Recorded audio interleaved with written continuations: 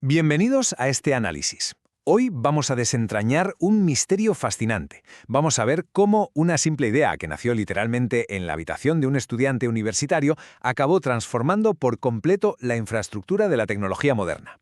Es, en esencia, la historia de un gigante digital invisible. Cabe preguntarse, ¿qué tecnología sostiene exactamente una inmensa porción del mundo digital actual? La respuesta es sorprendente. No hablamos de un producto corporativo superambicioso lanzado con una campaña de marketing multimillonaria. ¿Qué va? Hablamos de un sistema que empezó, increíblemente, como un simple pasatiempo personal. Vale, vamos a meternos de lleno en esto y a trazar el recorrido cronológico de esta auténtica revolución. Veremos. 1. El gigante invisible. 2. El mundo antes de Linux. 3. El núcleo de Linus Torvalds. 4. Ecosistemas y distribuciones. 5. Dominando el mundo digital. Y 6. El poder del código abierto.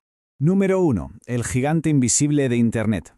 Bueno, para empezar con buen pie, es totalmente imprescindible tener una visión macroscópica del asunto. Antes de viajar al pasado, hay que comprender la asombrosa magnitud que ha alcanzado esta tecnología hoy en día. Es fascinante y, la verdad, bastante irónico ver lo omnipresente que es este sistema. Hablamos de que está latiendo dentro de las supercomputadoras más potentes del planeta, sí, pero es que también está en el router de casa o en el televisor inteligente del salón. Es una locura. Este código abierto es el verdadero motor silencioso que hace funcionar desde los dispositivos electrónicos más cotidianos hasta la mismísima nube empresarial. Pasamos al punto 2. El mundo antes de Linux. Venga, vamos a dar un salto en el tiempo hasta los años 60 y 70 para entender las raíces y los orígenes de la informática profesional.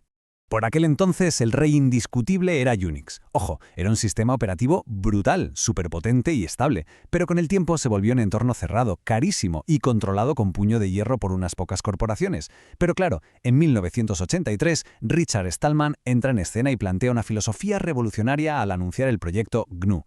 Su idea era audaz, crear un sistema operativo 100% libre que pudiera ser modificado, estudiado y compartido por cualquier persona, sin barreras corporativas. Un cambio de paradigma total.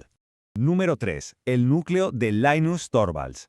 Y aquí es donde presentamos al gran protagonista de esta historia, un estudiante de informática que pasaba las horas tecleando incansablemente en su habitación en la Universidad de Helsinki frente a un modesto procesador Intel 386.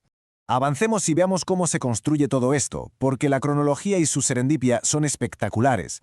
Partimos del dominio comercial y cerrado de Unix en los 60 y 70, pasamos al idealismo puro del proyecto GNU en el 83 y desembocamos en 1991, el año en que surgiría la pieza que lo cambiaría absolutamente todo. Ahora, lo realmente interesante de esta diapositiva es la tremenda ironía de sus palabras originales. En agosto del 91, Linus Torvalds publicó este mensaje restándole toda la importancia a su creación. Decía literalmente que era solo un pasatiempo y que no iba a ser nada grande ni profesional. Si pensamos en el dominio global absoluto que tiene su obra a día de hoy, esa falta de pretensiones inicial resulta sencillamente alucinante. Pero claro, ¿por qué fue tan crucial? Hay que entender el vacío técnico que existía. El proyecto GNU había desarrollado herramientas maravillosas, muchísimas utilidades, pero les faltaba el corazón del sistema, un núcleo operativo o kernel. Y el código abierto de Linux resultó ser exactamente esa pieza central que faltaba. Es el director de orquesta, el encargado de comunicarse directamente con el hardware, administrar la memoria y procesar todos los datos de manera eficiente. Pasamos al punto 4, ecosistemas y distribuciones. Y con esto entramos de lleno en la verdadera era de la colaboración comunitaria, cuando ese núcleo en bruto empezó a transformarse en un sistema accesible para el público en general. La sinergia fue explosiva, así de claro. Al combinar el núcleo recién nacido de Linux con las utilidades libres que el proyecto GNU ya había construido, como GCC o Bash, el resultado fue un sistema operativo completo y tremendamente poderoso. Y aquí vale la pena hacer una pequeña aclaración técnica sobre la terminología. Aunque todo el mundo lo llama simplemente Linux para cortar, la realidad es que el nombre técnico correcto, la combinación exacta que le da todo su poder es GNU/Linux. Hay que situarse en los primeros años 90. Por aquel entonces, instalar este sistema a mano era un auténtico dolor de cabeza que requería compilar código. Para solucionar semejante barrera nacieron las maravillosas distribuciones. Debian se enfocó a tope en la comunidad y el software libre, Red Hat vio un potencial brutal en las empresas y los servidores, SUSE se adaptó rapidísimo a los entornos profesionales en Europa y Slackware se mantuvo como la opción más purista y tradicional. Gracias a ellas, esta tecnología dejó de ser exclusiva para ingenieros expertos. Sección 5. Dominando el mundo digital. Si avanzamos hacia finales de los 90 y la década de los 2000, la narrativa del proyecto da un salto estratosférico y se expande, literalmente, a casi cada rincón del sector tecnológico. Javier, es cierto que conquistar el ordenador de sobremesa siempre fue una batalla cuesta arriba, pero el año 2004 marcó un antes y un después con Ubuntu, que consiguió humanizar muchísimo el escritorio, con interfaces visuales amigables. Sin embargo, el verdadero boom mundial, el salto monumental, ocurrió cuando se eligió este sistema base para impulsar Android. Eso puso un núcleo Linux directamente en el bolsillo de millones y millones de personas. Y de manera simultánea, el sistema se hizo con el control absoluto de las 500 supercomputadoras más potentes del planeta Tierra. Y ojo, porque el ritmo de la evolución no ha parado de acelerar. En la era actual de la nube, esta base invisible escaló a niveles que marean, sosteniendo a gigantes de Internet como Amazon Web Services, Google Cloud o Azure. Gracias a las características únicas de este núcleo, hemos visto nacer auténticas revoluciones completas como Docker o Kubernetes.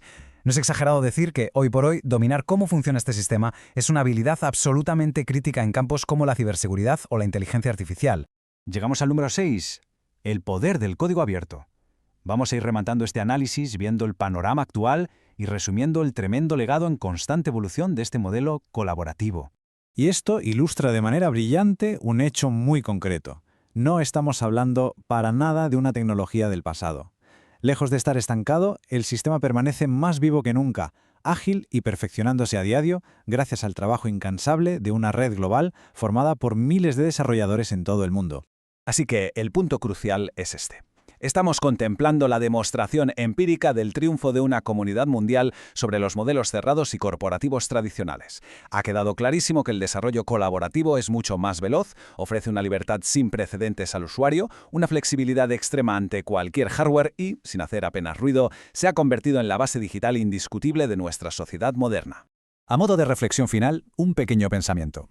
La próxima vez que se reproduzca una película en un televisor inteligente, se navegue por la red o simplemente se envíe un mensaje desde un teléfono móvil, es un ejercicio fantástico detenerse a pensar: ¿qué código abierto, libre y altamente colaborativo está trabajando incansablemente en la sombra para hacer posible esa misma acción en ese exacto instante?